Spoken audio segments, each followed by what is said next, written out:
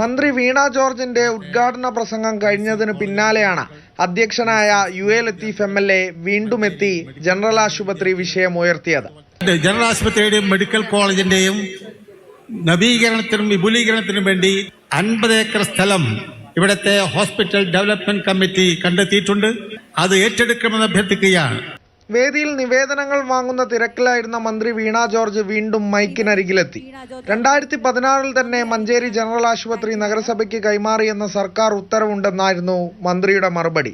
പറഞ്ഞൊരു കാര്യത്തിൽ ഒരു വ്യക്തത, 2016 ഓഗസ്റ്റിൽ നമ്മുടെ വിവിധ ജനറൽ ആശുപത്രികൾ തദ്ദേശ സ്ഥാപനങ്ങൾക്ക് വിട്ടുകൊടുത്തപ്പോൾ അതിൽ 11ാമത്തെ ഇനമായിട്ട് ജനറൽ ആശുപത്രി മലപ്പുറം മഞ്ചേരി മുനിസിപ്പാലിറ്റിക്ക് വിട്ടു നൽകിയിട്ടുണ്ട്.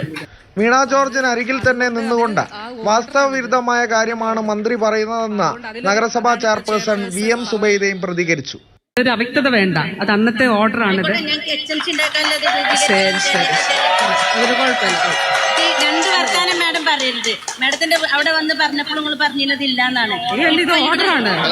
പിന്നാലെ വൈസ് ചെയർമാൻ VP ഫിറോസും CPM ജില്ലാ സെക്രട്ടേറിയറ്റ് അംഗവും HMC അംഗവുമായ VM ഷൗക്കത്തും വേദിയിൽ കൊമ്പുകോർത്തു.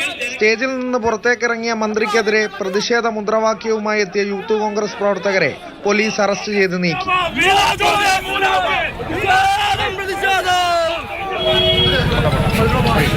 മന്ത്രിക്ക് പിന്തുണയുമായി DYFI പ്രവർത്തകരും മുദ്രാവാക്യം വിളിച്ചു.